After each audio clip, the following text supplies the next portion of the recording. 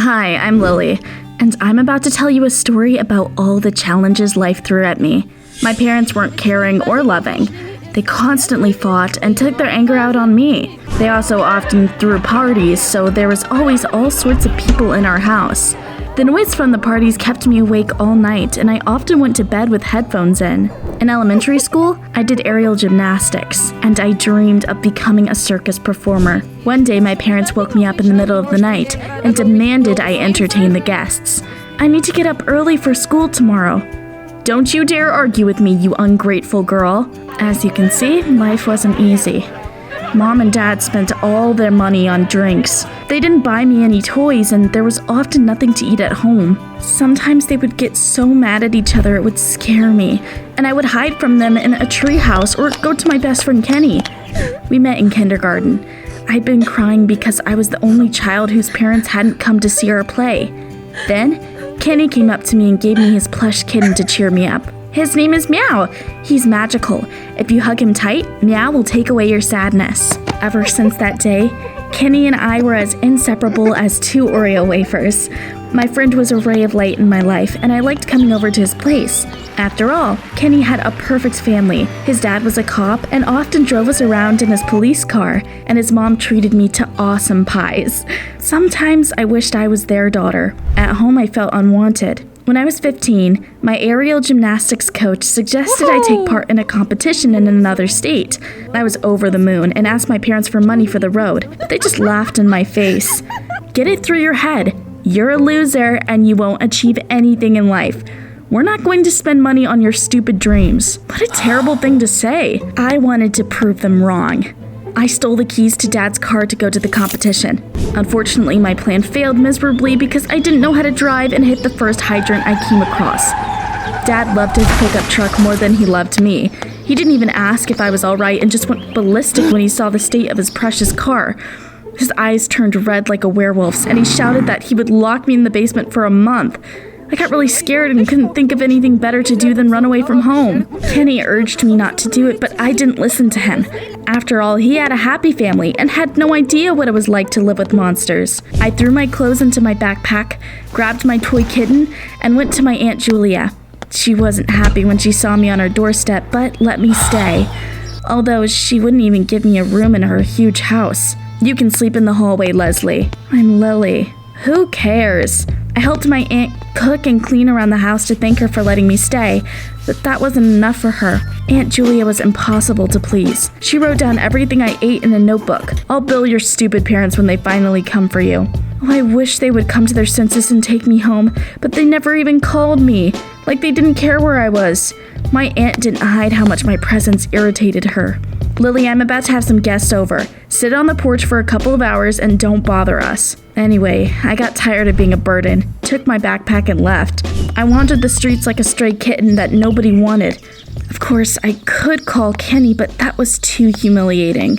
By the evening, I was terribly hungry. I had no money and tried to steal a candy bar from a store but got caught. You little thief, I'm calling the police.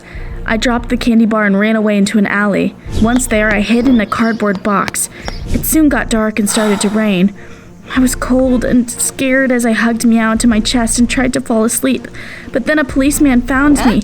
I was afraid I would be sent to prison. Luckily, it was just Kenny's dad, Mr. Smith. Lily, did you try to steal a chocolate bar from a store? What are you doing here? I shouldn't have done that, but I was so hungry. I told him about everything that happened to me. When I finished, Mr. Smith sat me in the car. I was afraid he'd bring me to a police station, but to my surprise, he drove us to his house. Kenny's parents said I could stay with them until I made up with my parents. After all, they knew what my home life was like. They called Mom and Dad and told them where I was, but my parents didn't care. They didn't come for me either that day or the next. Don't be sad, Lily. You're safe here. That's how I came to live in their house. I even had my own room. Kenny's parents were amazing people. They took care of me and treated me like their own daughter. I loved them with my whole heart and considered them my family. Kenny and I were closer than ever. We would talk or play video games all night long. Several months passed that way. One day, we were messing around in the backyard. We got into a mock fight, fell on the lawn, and burst out laughing. Our hands touched, and we both turned red like tomatoes. I realized that Kenny had long been more than just a friend to me. You know, I've never been so happy before. I feel the same. I like to see you smile, and I like you. And yet we had to hide our feelings because we lived together and everyone thought we were close like siblings. My parents seemed to have completely forgotten about my existence. I tried not to let that get me down. After all, I liked living with Kenny's family. I helped around the house because I didn't want to be a burden. I studied hard and worked as a waitress after school. I hoped life would always be that wonderful. However, a tragedy struck and changed everything. Kenny's parents died in an accident. It was a terrible blow for us. I grieved like they really were my parents, and I tried to be there for Kenny. I know you feel awful now, but we'll get through this together. Thank you for being there for me, Lily. We hugged and swore that we would always be together. And then we sat on the roof and talked until the morning. Unfortunately, fate wasn't on our side. The next day, Kenny's grandmother said that the minor could not live alone and would be staying with her. Soon, they moved to another state. Lily, someday we will meet and never part again. After that, I was completely alone. I had no one but my toy now. Of course, at first, Kenny and I kept in touch and called each other every day. However, he started a new life at the new place. We talked less and less often until one day, my phone was stolen. We lost all contact after that. By that time, I had already graduated from high school and was preparing for college exams. I kept working part-time and moving from place to place. Some of my relatives and acquaintances let me stay the night. I even lived in an orphanage for a few months until I turned 18. Of course, I thought about going back to my parents. Deep inside, I hoped that they'd miss me and were worried. One day, I even came to my old house and was about to knock. But then I looked into the window and saw that there was a party in full swing inside. My parents were having fun with people I didn't recognize once again. It was time to face the truth. Mom and Dad were doing just fine without me. I turned around and left. I got another job and became a pizza delivery girl. As I was passing by my old house during one of my shifts, I saw that other people were living there now. It seemed my parents had moved. Life wasn't easy, but I didn't even think about giving up. I worked hard and managed to get into a good college. I'd long forgotten about my dream of becoming a circus performer. Now, I was going to become an economist and start a business. While I was a student, I took whatever jobs I could find. Eventually, I earned enough to buy an old car. It could barely drive, and its doors kept falling off. But I finally had a place where I could sleep and prepare for exams. Soon I was able to rent a small apartment with a gorgeous view of the city dump. Check this out, Meow. Do you like our new home? I know it's not a penthouse, but it's something, right? Things were finally looking up. Slowly but surely, I was moving towards success. I thought about finding my parents again, but by that point, I hadn't heard anything about them in several years. I didn't even know if they were still alive. One day I was walking to the parking lot after a lecture, lost in thought, when I saw Ethan, a classmate of mine, scowling at his car. "You damn tin can, why won't you start?" He noticed me and smiled sheepishly. "Don't mind me, it's just that I'm late for my band's rehearsal and my car broke down again." We laughed and I offered him a ride. As I drove, we got to talking. It turned out that Ethan and I had a lot in common. He'd also run away from home and currently had nowhere to live.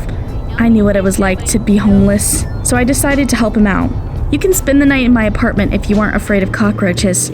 "You're a godsend, Lily. Thanks." That evening, he came to my place. However, he wasn't alone.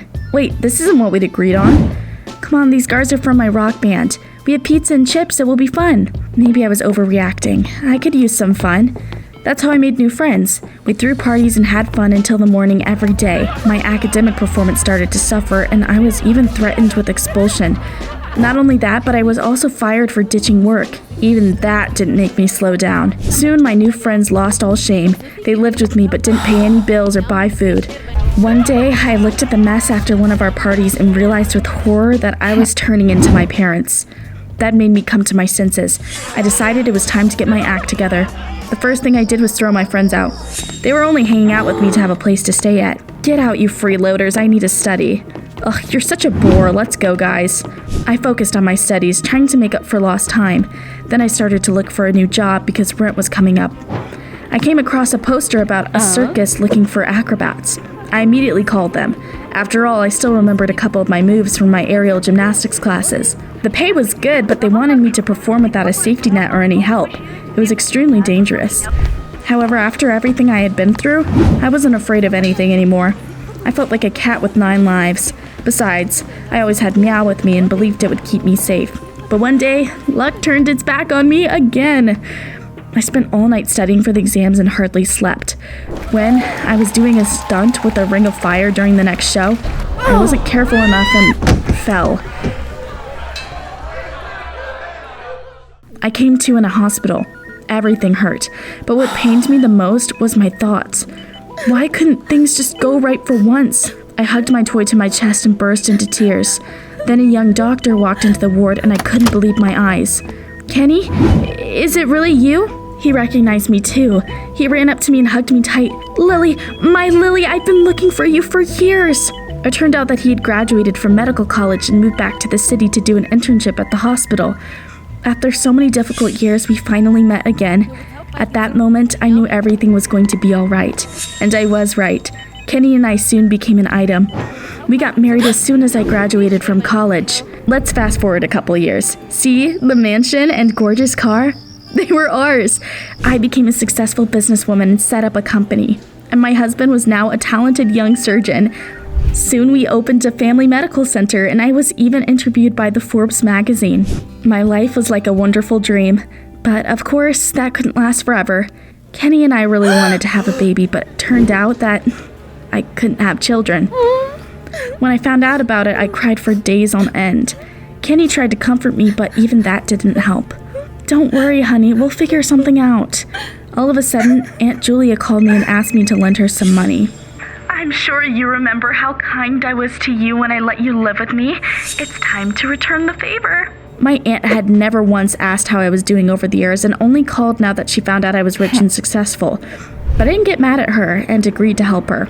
We met and Julia told me my parents were alive. She even gave me their new address.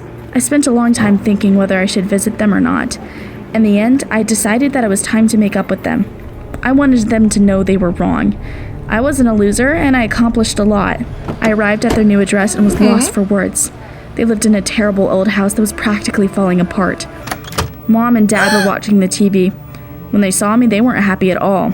"Look what the cat dragged in. What the hell do you want? Get lost, you're not our daughter." Do you know what I did? I smiled calmly and left.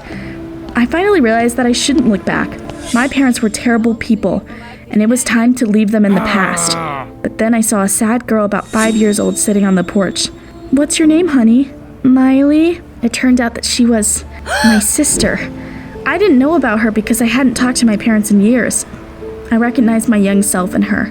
It was obvious that Mom and Dad didn't care about her either. That's when I realized why fate brought me there. I bought Miley ice cream and then I went to my car and gave her my kitten Meow. It's a magical kitten, and it will bring you good luck. I promise your life is going to change soon. Kenny liked my idea, and in a few months, we were able to adopt Miley. Our family was finally complete. I've had ups and downs, shed tears of grief and joy, but I am proud to say that I am self-made. Now I have a wonderful life and a happy family. I deserve it, and I know that no matter what's ahead of us, we'll get through it all together.